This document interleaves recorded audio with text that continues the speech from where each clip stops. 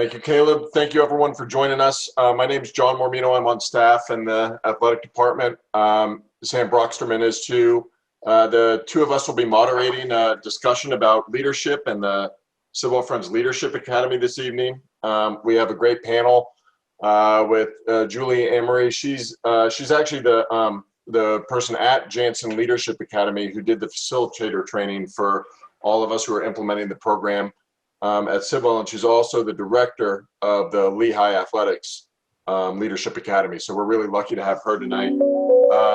Keith Levinthal, you all know, is our athletic director, and we have three Sidwell students, two of them former students, one of them current student, and Sam's going to do the introductions of the five of them in a minute by way of sort of asking them a question to kick things off.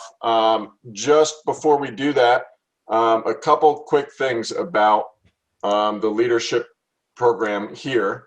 So the program that we've adopted, the curriculum from the Janssen Sports Leadership Center, and you'll hear a lot more about that from Julie and others later tonight, is a 2-year program for student athletes in the upper school, specifically sophomores, juniors, and seniors. The first year is called the Emerging Leaders Program, and it consists of 6 modules. And the Veteran Leaders Program is the program that they do the year following the Emerging Leaders Program with another 6 modules. The curriculum is built around the Janssen Sports Leadership Center's Team Captains Leadership Model, which has 2 components, a leadership by example component and a vocal leadership component. In the first year, we focus on the leader by example with the qualities of commitment, confidence, composure, and character.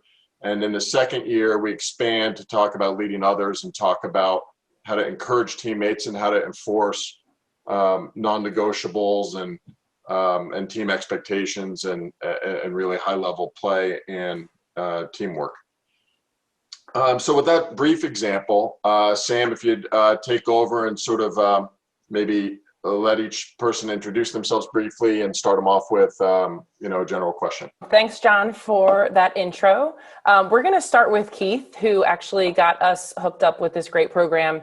And he brought Jeff to us as a staff. And we are just curious what sort of led you to Jeff to then bring him to us and to get this training. So I actually, at my previous school a few years back, had seen Jeff speak.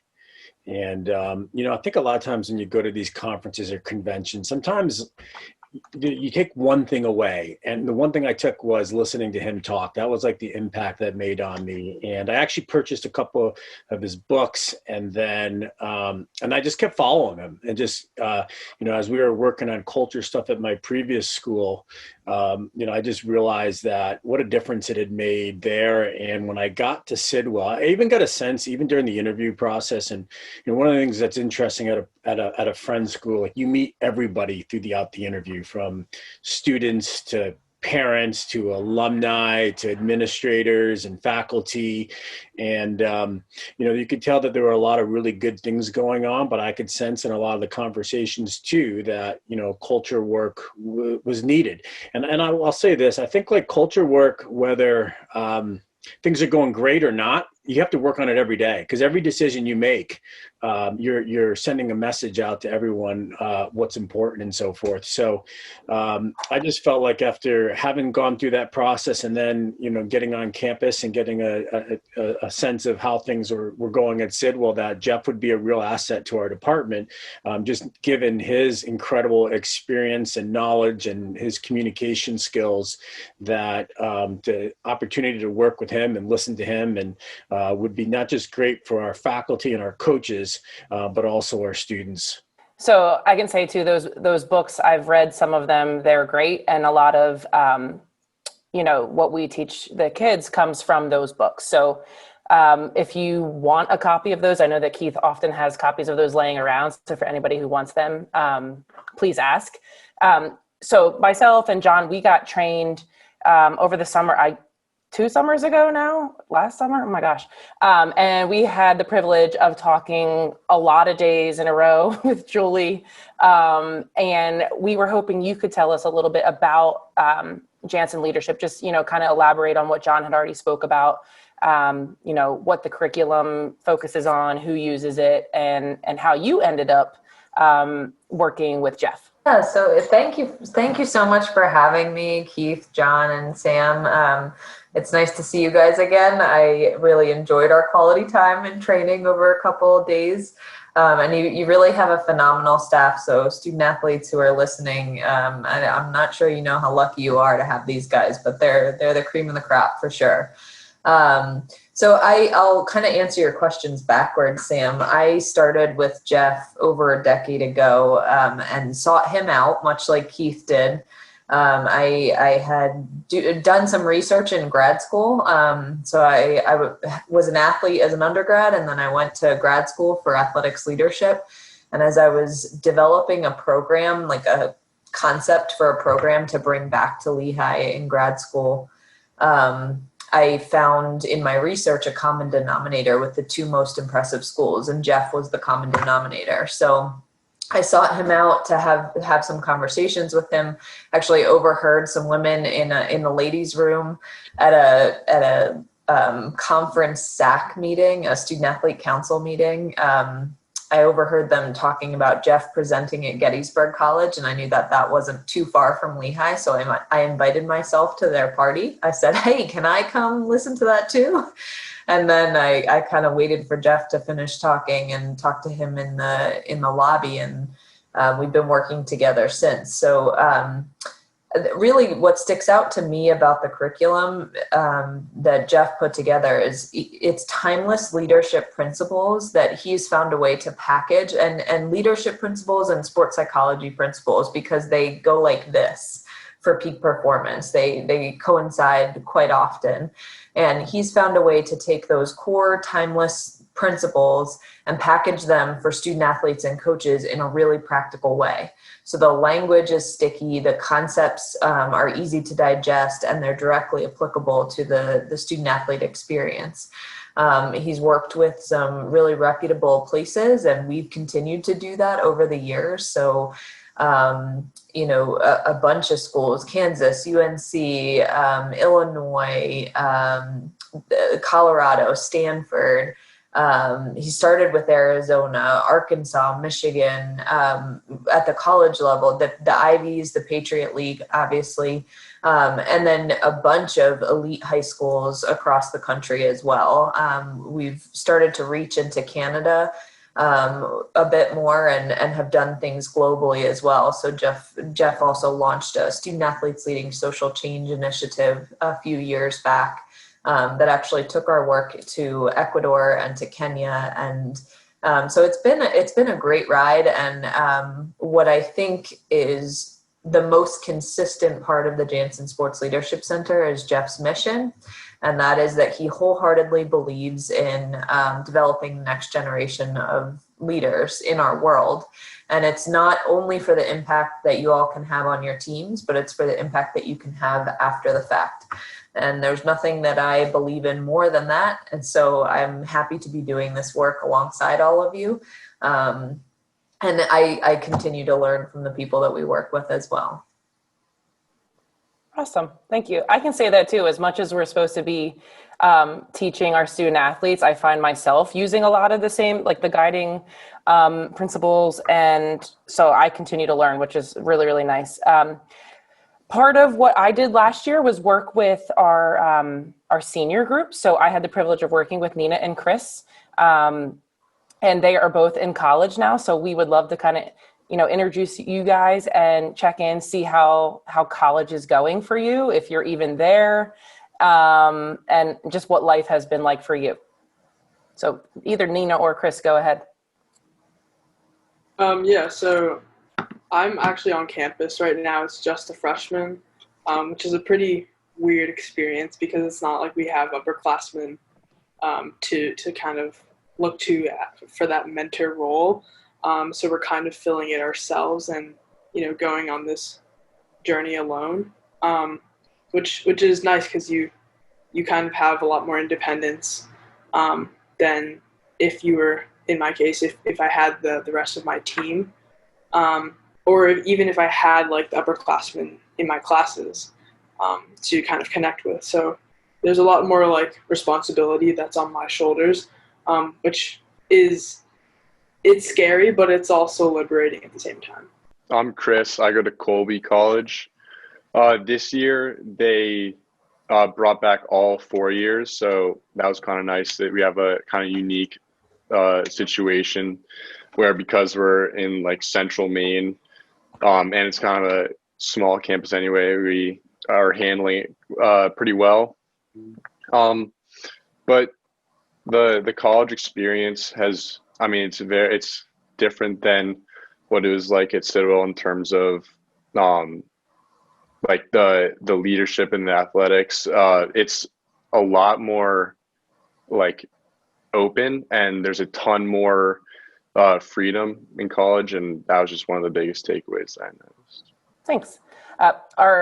And Nina, you kind of touched on this, not having a lot of players around, but are you having interaction with the other freshman players? Are you guys getting some time to kind of get to know each other?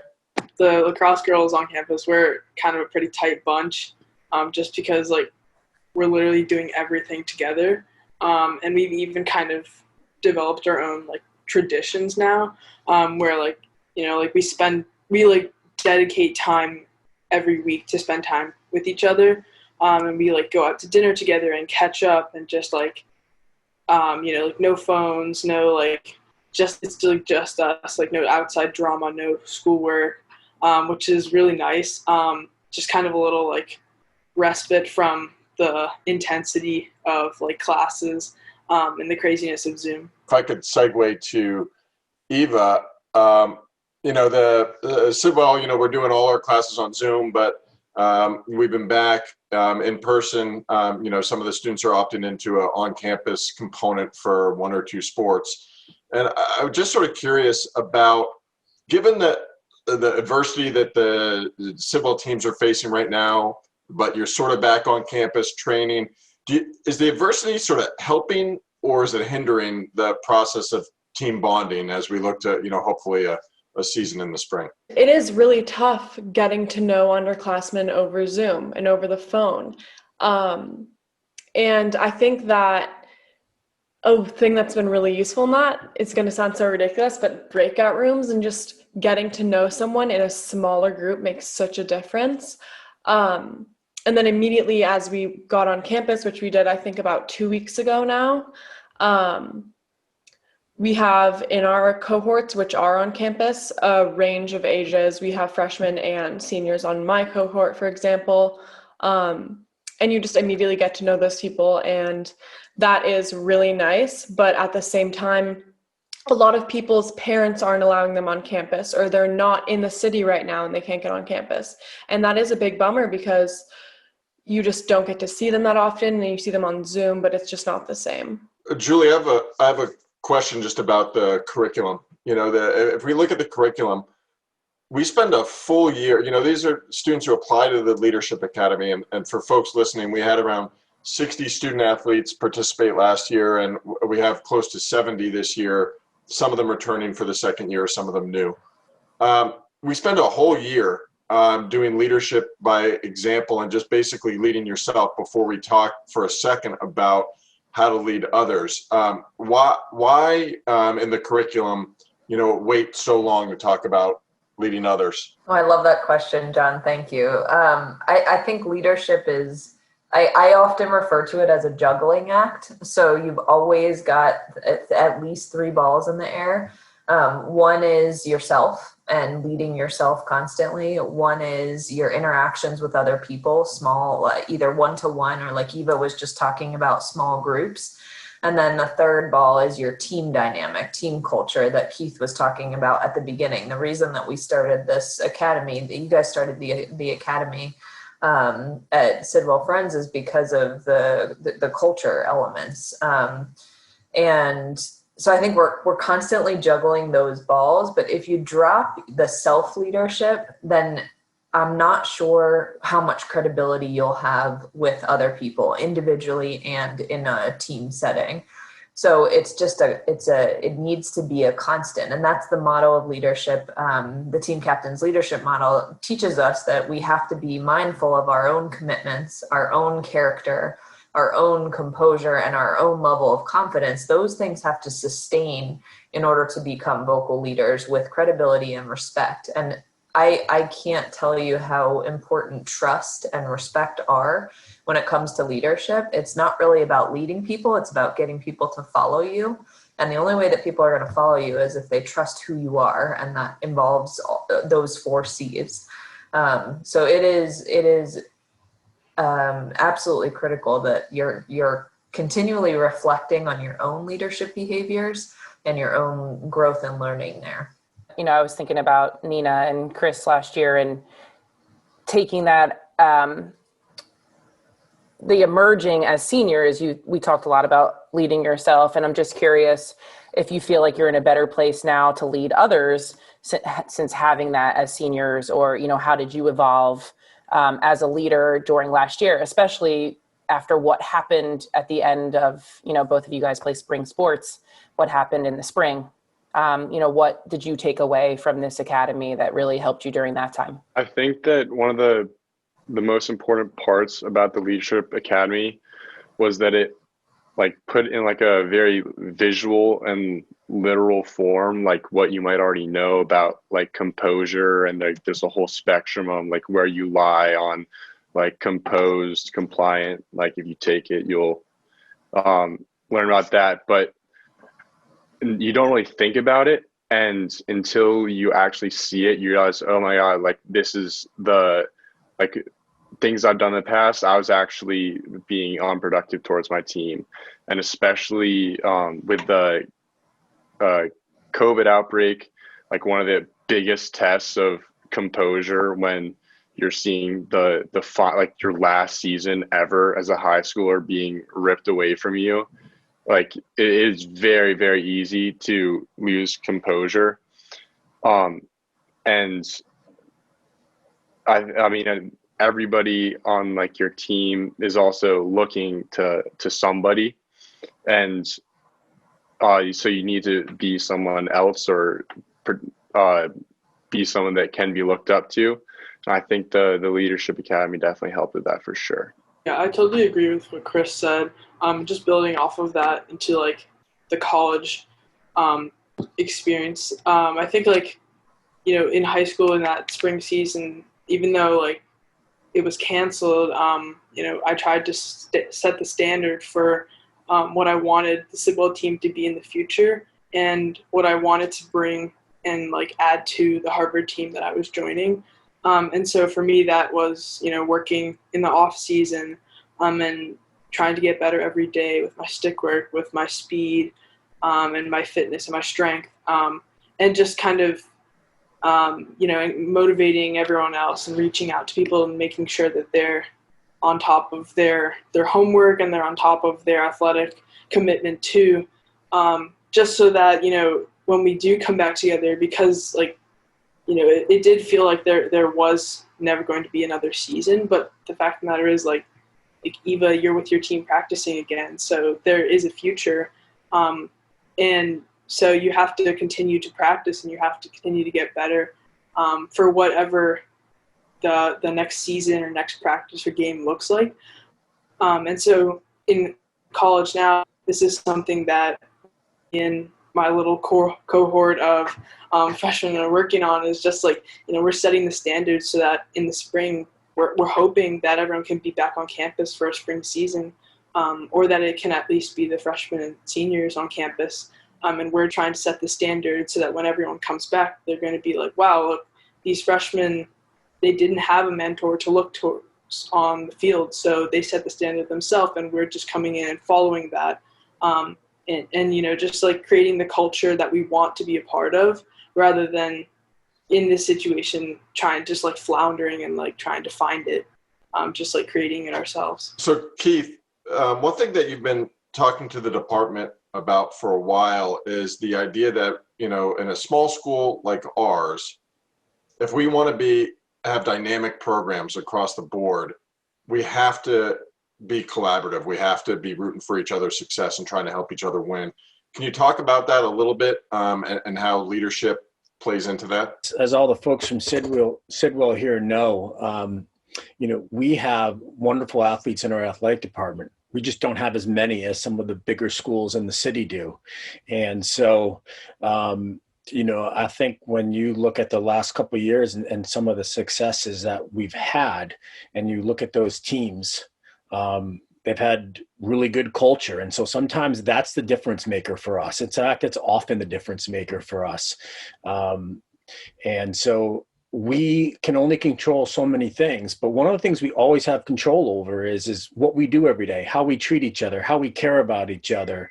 And so we can be the best at that. Even when I worked at, a Division III school, we used to always say, right, we may not have, Michigan's facilities or resources or all the other things, but they don't have a monopoly on hard work and commitment and all these other things. And this is where, nothing prevents us from being the best at these things. So, I think with the Leadership Academy, it just gives us another resource for us to help develop our students to really think differently, about their experience and about how their actions can impact not just themselves, but all of us. And so that's, we just really want all of us to really think big picture all the time. Everything we do, what is the impact of our decisions and how does it affect others? And when we all make a lot of good decisions, what can we achieve when we're all doing that? Julie, I was talking to Keith this morning about, good questions to ask you. He said, just ask her tough questions. You'll get great answers. So I have a tough question for you. One thing that we sometimes wrestle with is our recruiting process for upperclassmen. Occasionally, a student athlete will be faced with the choice of pursuing a trip to further his or her own recruitment or attending a league game for his or her Sidwell team. How would you expect a Janssen Leadership Academy student athlete to deal with that situation or potential conflict? Yeah, that competing priorities is what I hear in that question. So when you are thinking about something that is for personal gain and also evaluating how do I be team first in that moment, I would encourage communication as the best practice overall. So I think it's probably dependent upon each individual's circumstances. Like the situations can be slightly different. And what I would recommend is making sure that you communicate early and often with key stakeholders. So helping people to understand what the competing priorities are. And ultimately, I think that's the conviction of a leader. You've got to make that choice for yourself and for your team. I can't say that there is a right answer for each individual person. I think we have to understand the impact of our decisions, however. And that's why I would go back to the relationship. What would it look like for me to not be there? That's a thought, that's a reflection before engaging with other people. What would it look like for me to choose this option? What would it look like for me to choose this option? And what are the impacts of both of those? And then who do I need to communicate with in order to be proactive about that? I think just about the worst thing that could happen is if there isn't that much thought put into it and there isn't as much communication. Because I think at the end of the day, there's probably not a right or a wrong choice, but there is a right or a wrong process. Sorry, Julie, how much do you place that on the student or how much do you place on the coach in terms of when those decisions are made and how they affect the team? Is that reflective of a student and their decision, or is that reflective of a team culture? Let me make sure I understand your question correctly, Keith. How much of the decision about what to do, you mean, is placed on the coach or on the student? Correct, and how to resolve that situation. I think it's got to be the relationships between the coaches and the leaders and their peers, their teammates. That is culture. Those relationships constitute the culture of a team. And so I do think it boils down to what is it that we're really chasing? There's a lot of variables. So I don't mean for my answer to sound ambiguous, but there's a lot of variables at play. What are we chasing as a team? How committed are we all to that?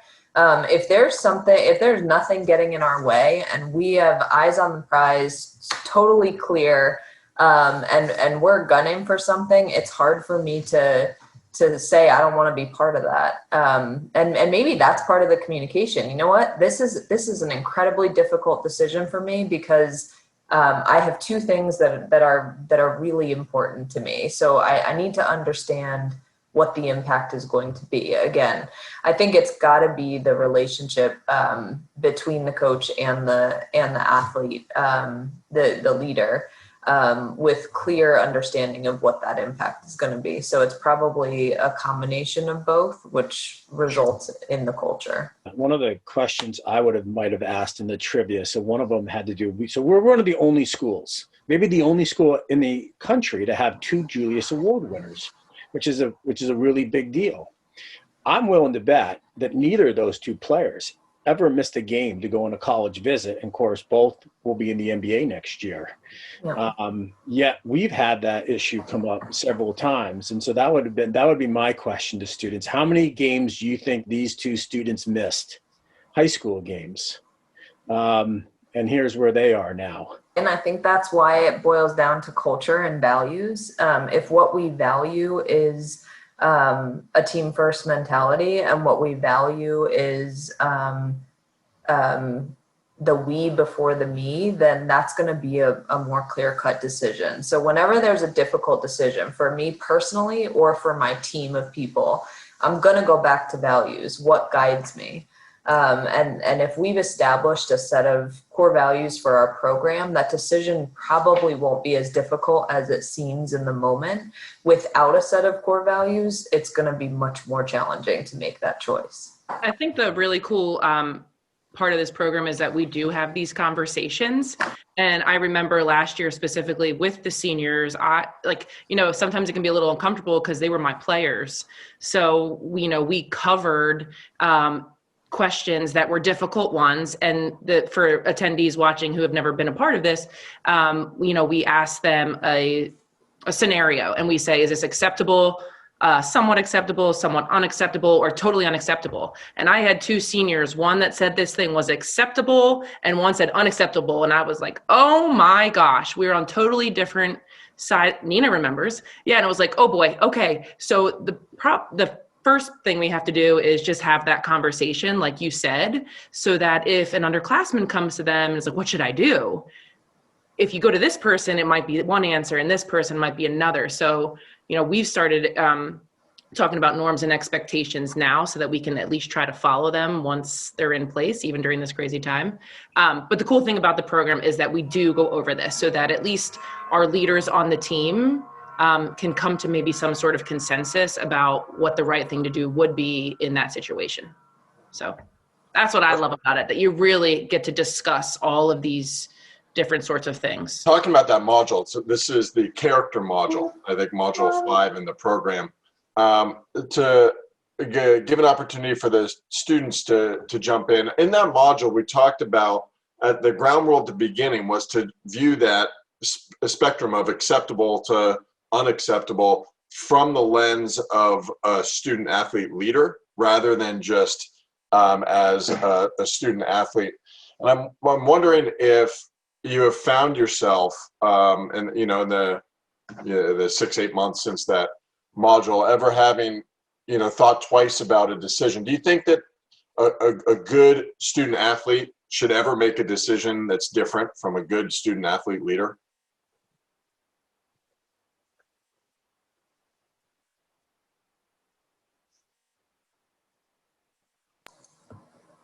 Was that to me?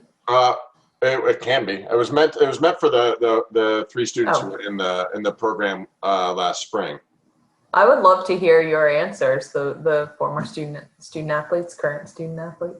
The roundabout way to answer that is that, like, ideally the good teammate will be like following the example of the good leader, which is kind of a wimp way to answer that. But I think that the example set by the leader is the most is the important thing. The question is, are they setting the right example? And especially, I remember that module. Like, I remember having very strong opinions originally about like some of the questions asked, and then someone on the other side of the room would be like, no, this is like the why I think this is the case, for the exact opposite. And I was like, oh wait, actually, like that, I see where you're coming from now. I think like in that specific question, it was like, college is the next step, it's the future, I have to like focus on me. And the other one was, but you're on a team and you're accountable for that team. And so I agree with Julie about like how it's about like how that communication is done, because there is not really one right answer for how like a leader should act versus a teammate should act. It's how they like go about communicating with that with the team. Chris, is it okay if I jump in again? I appreciate that, Chris, because I think you're absolutely right.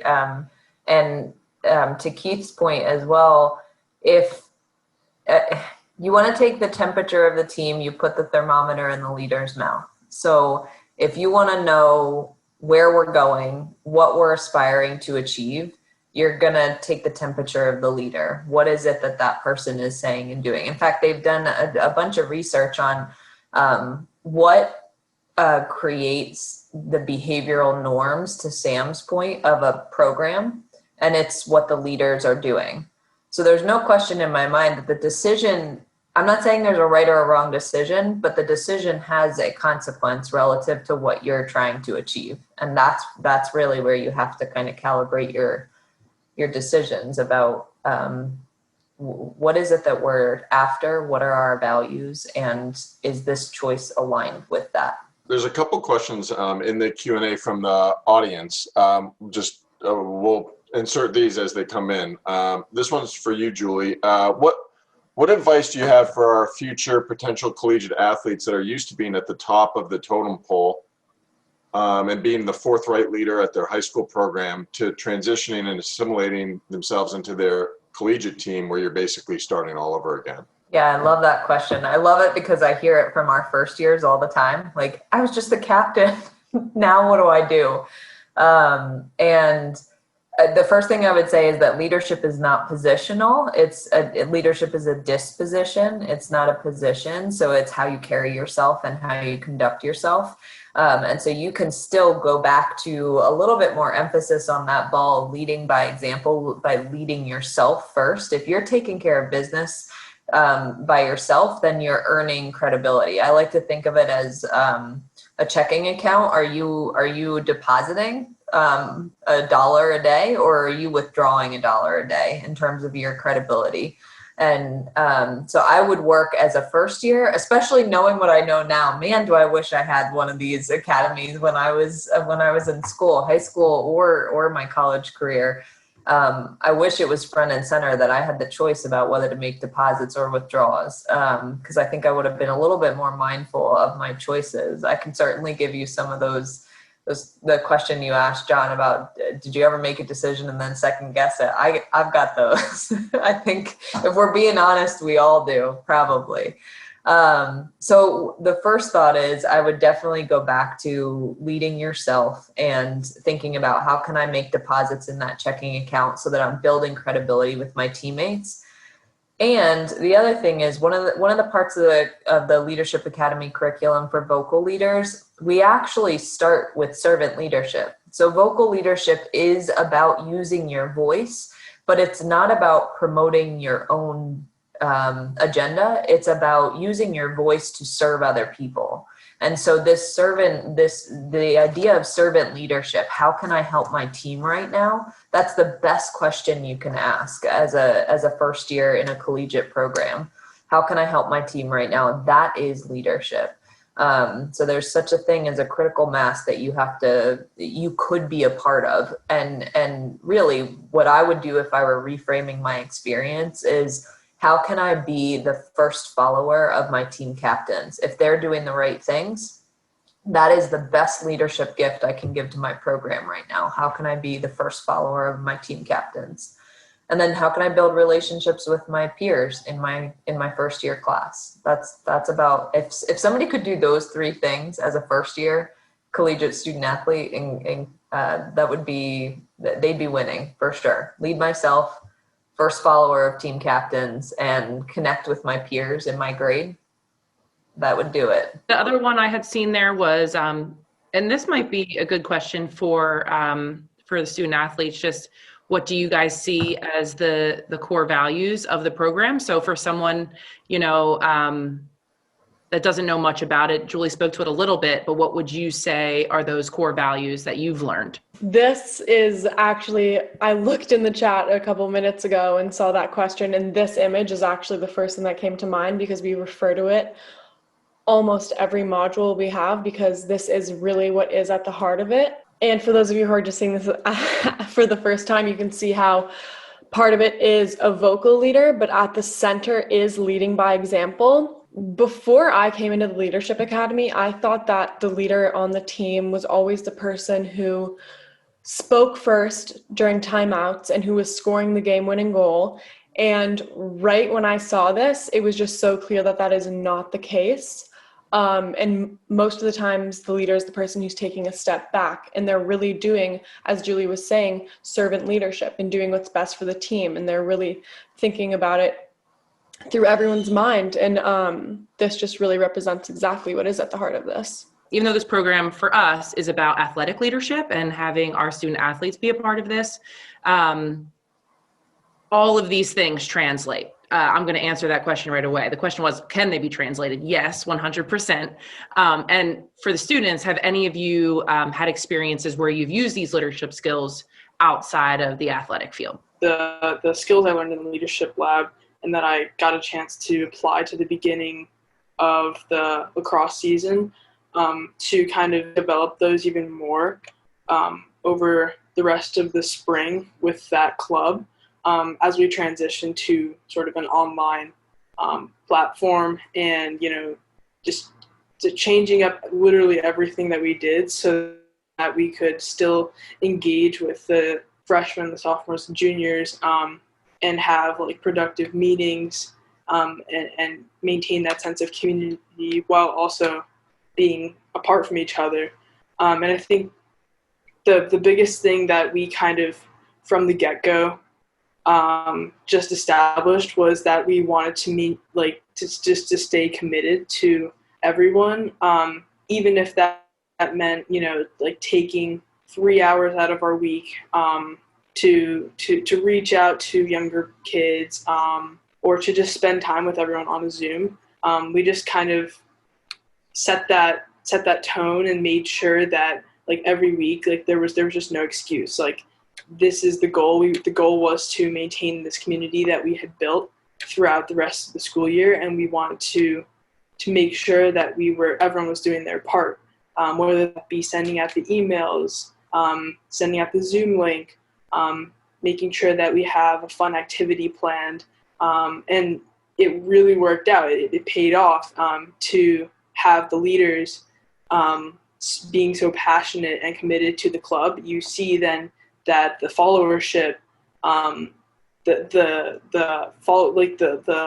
members of the club just like stuck with us, and they ended up inviting more kids along. So by the end of the year, we actually had a bigger club, because our by, I guess, word of mouth, the activities and the sense of community that we built, people wanted to join that. So we ended up having like a really successful spring, in growing our community. I would just add on too, just from my perspective, there's a lot of really good visuals in this program. I think Chris had spoke to them too, with, when we talked about composure, but like, for commitment. That could be applied to relationships, marriages, my relationship with my team. It's like, am I being just existent right now? Or am I compelled to make this the best relationship that I am a part of, or the best team that I am a part of? This applies to anything in life that you have some sort of relationship with. The other big one for me was composure. And there's this stoplight that we use that is, green is good. Yay, everything's great. Yellow, oh man, I'm starting to feel like things aren't going right. And then red is, you realize you've hit like your breaking point, as Chris had spoke to last year, that he recognized that in himself, and same thing with us. In any sort of situation, you can tell when you are not composed. But a lot of the girls had talked about last year potentially putting something green on their stick or on their hand or on their shoe, so that if they were not in the green, they were not in a good place to start the game, or whatever that might be. Maybe you're not in a good place to drive your car if you're in the red right now and you have some rage. So it can really just apply to anything across any sort of situation, for me personally. So we're getting ready for, I think our next module is coming up on October 27th. And I was just reviewing some of the notes, and the material that Julie and Jeff provide us about some of the surveys that are done at the collegiate level after the student athletes complete the curriculum. It's saying that enforcing is one thing that's just super difficult, even for other, leaders who are good in other areas. I was wondering if any of the students on the panel can talk about the challenge of enforcing team norms and expectations when the person that really needs the correction is, one of your best friends, someone you've grown up with. How is it that you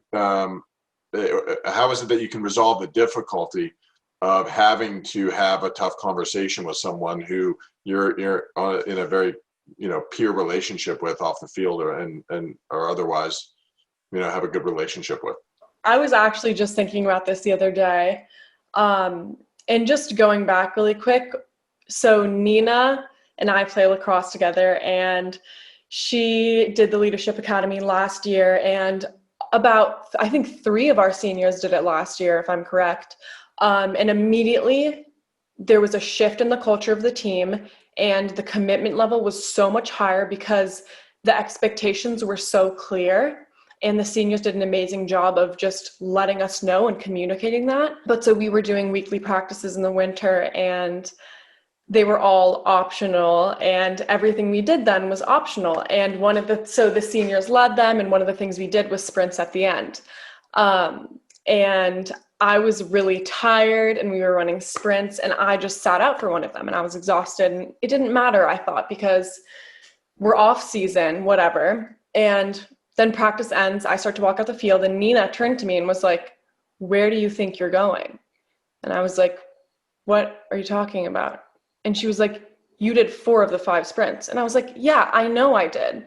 And Nina and I are really good friends. And I was surprised that she was saying this to me in front of the team. And she was like, "No, like if you want to, I'll do the last sprint with you, but like you need to finish." And I was like really surprised, but I was like, okay, like obviously I'm going to do as Nina says. So like I did the last sprint, and at the end of the day, it had no effect on our relationship because I know she's doing this for the best of the team. And I think in moments where you're the leader, it's hard to see that the underclassmen or whoever you're speaking to will see that. But I, in that moment, didn't see it. But after, I knew it was for the betterment of the team, and Nina was leading by example, and she was doing what she should do. And I think that when you are a leader enforcing those things, you really need to think about that. Last year, there was instances on the football and baseball team where I was put in that type of position. And I think before this year, when I wasn't in like a clear leadership position, like you are usually when you're like a senior, it's easy to dismiss people or simply get angry and kind of almost like abandon them. And as a senior and leader, that's not really like an option. You can't leave like teammates behind.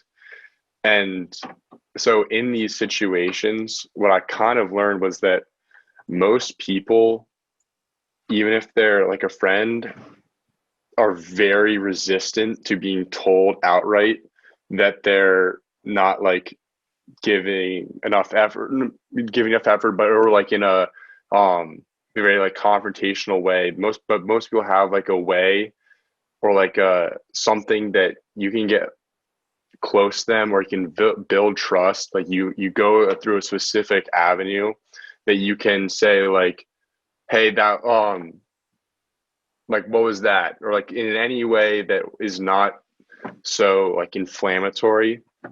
And that actually really worked, especially on the baseball team, where when you tell someone outright that they're not trying hard enough or not giving enough effort or just being like I don't know, dragging the team down, they're gonna naturally be resistant to that. But if you try to like soften them up or any way to get like build credibility or trust with them to get them to like you, that's like what I learned was the best way to do it.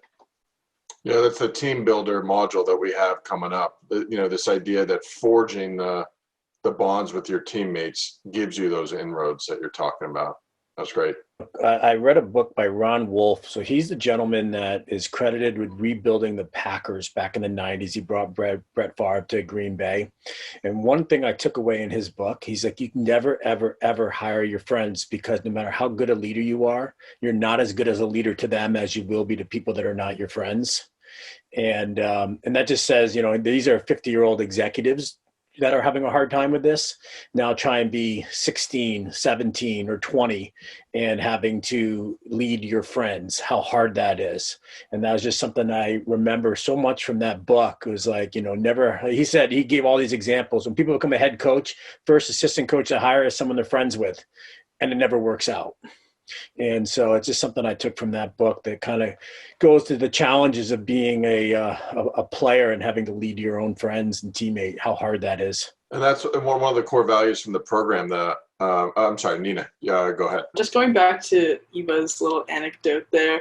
On the flip side of her story, I actually relied a lot on Coach Z in that situation, and just trying to motivate the entire team in the winter and spring. And I think just without having her like guidance, because I wasn't really comfortable initially going to Eva or talking to other people privately, about how they can, change their behavior so that they can model what the core values that we want our team to follow and the younger kids to follow, so that we can achieve our goals. And I wasn't really comfortable initially having those conversations with my teammate, but I do remember, throughout the whole year, really just relying on Coach Z for guidance and advice on how to approach those situations.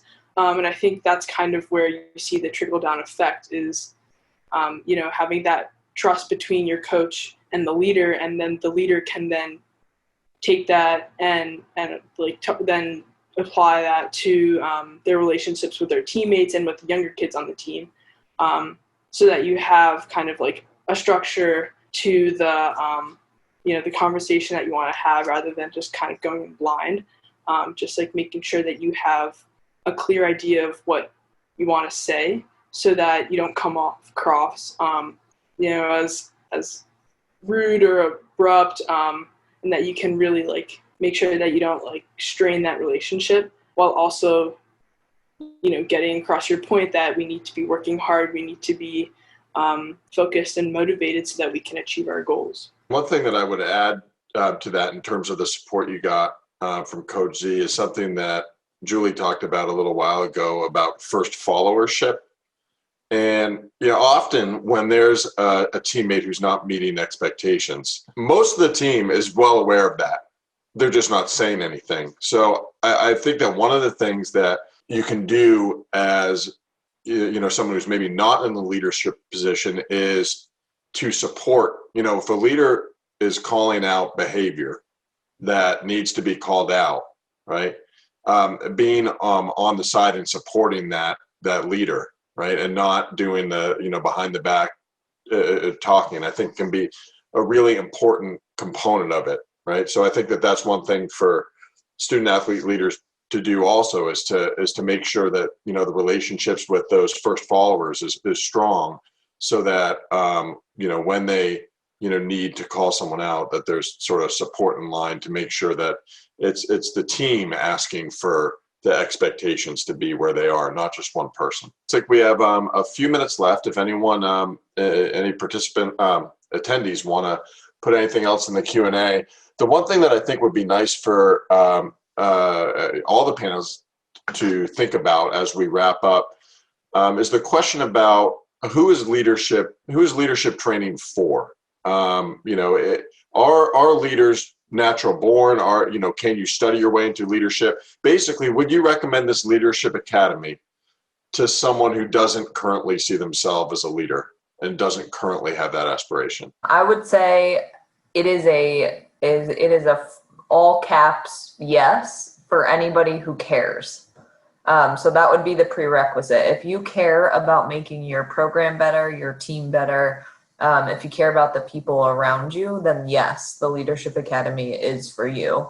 That's about the only thing that you need is genuine care going into this. And that stems from a desire to serve other people, to help other people out. I am a firm believer, because I've witnessed it, that you can learn leadership skills. They can be learned and practiced. That doesn't mean that we all have the same innate talents around leadership. So the way that I lead is going to look very different from the way that John leads, and the way that Sam leads, and the way that Eva leads, and so on and so forth. So leadership will not look the same, even though we're teaching you through this curriculum a set of core skills. The application of those skills for each person is going to be different if we're doing it right, because you're going to bring your authentic self to the application of those skills. So it is absolutely for everyone, and anyone who cares about making a difference. Building off what Julie just said, I think that my main motivation for joining the Leadership Academy was that I wanted my team to win the championship, and I wanted them to go undefeated in the season, and I was really willing to do whatever it took to get there. And for me, I knew that I felt that my leadership skills were not as strong as they could be, and this program would help me build those up so that I help my team get stronger on the field with our skills and our lacrosse IQ, so that we could be the best team we could possibly be. And so with that being said, I really hope that the skills that I learned I could transfer and share with my teammates who may or may not have been in the academy with me. And so that for me was my main motivation. And you know, it's really great to see these skills, that it's great to know that I can apply these to different aspects of my life, and also apply them to my college career too. The program also teaches you how to be a better teammate. So not just the people in the big leadership positions. And so I think one of the main deterrents for people wanting to sign up might be I'm not going to be a junior or senior next year, or I'm not the best player on my team, so why would I do this? And I mean, I think it's the Leadership Academy, but it's more about the team academy. That's cheesy, sorry. But it's you do learn how to be a better follower too, or teammate too, and not just in a purely sports context. Like Coach Ziegler said, all of these concepts can be extended to everyday life, with composure being a big one, and how to work together as a team. You're not going to go off into the world and be solo. You're going to have to interact with people, and this is pretty much just an interaction course and how to do it well. So I'd say yes, everybody should sign up. Going off what both Chris and Nina were just saying as well, so last year I didn't do the Leadership Academy because of the reasons Chris was just saying. Is I was so busy, there was an application, and I was I don't have time for this right now. And right as Nina started doing it, and I started seeing things that she was doing differently as a leader on our team, one of the things being what Coach Z was saying, what Sam was saying, about the green dot, about the green dot. We did this like online poll where you wrote one word about each and every one of our teammates, and Coach Z then printed out these little pieces of paper that had a green dot and then all the words that your teammates said about you. And I remember just seeing that and seeing these words that my teammates were describing me in, and I was like, first of all, I was like, this is insane, this is amazing. And then second of all, I was like, I need to do whatever they're doing, because the way that they just made me feel is amazing. But also I could see what Nina was doing and bringing to the team and all these practices. And I was like, I want to be able to lead like Nina is. And, you know, every single year we have amazing leaders and they leave. And I kind of had this realization, and I was thinking, like, how are the younger kids going to have great leaders if they keep leaving? And it is just this whole cycle of, you need to grow into that position. And that's why I joined Leadership Academy. And it has been incredible. Like, I just can't imagine where I would be without learning all the things that I have learned. Thanks for all those plugs, you guys. That was really nice. We weren't looking for that, but we appreciate it. I'm sure Julie does too. I'm sorry. I am like beaming. Like there's a little party going on inside me right now, hearing all three of you student athletes speak, or former student athletes speak about the impact that it's had, because that is what it's all about. And you take like raw potential that you all have and you add to it skills and knowledge, and you guys are just unstoppable. So that's why we do this. Thank you for sharing those experiences. I think I would just add, you obviously can always lead by example, but there's also different times when people are better leaders. Some people are really good leaders in practice. Some people are really good leaders at 11:30 at night. And so you never know how you contribute and how you can like help a group. So that's why I think that this program is so good, because everyone leads differently. And while we talk about a lot of things, there are just different situations that sometimes certain people are just best to be in those situations and help out. And you never know, like who that may be you at a certain time. And a lot of those really important leadership things happen away from the practice field, happen away from games. And, some of those good decisions that you often make could be really important at some point. Sam, you want to wrap up? We got like 60 seconds left. You have any words of wisdom? No, I think that was great. I think just hearing everything that everyone has to say just shows that what we're doing is working, and that makes me certainly feel good about it. And, Keith has said for a long time that if you get the culture right, the wins will come. I'm so sad that we haven't really been able to see that yet. We saw it last year. But I think having a full year of this Leadership Academy under our belt, I'm so excited to get back on the field and just get back out there, because that's what we certainly love to do. And all of you that are here now, we love to be out there. So it's good to see everyone. And Julie, thank you so much for coming tonight and dropping all those words of wisdom. That was great. All right, Thank you guys. Thank you. Yeah, thanks. Why don't we, in Quaker fashion, end with a moment of silence?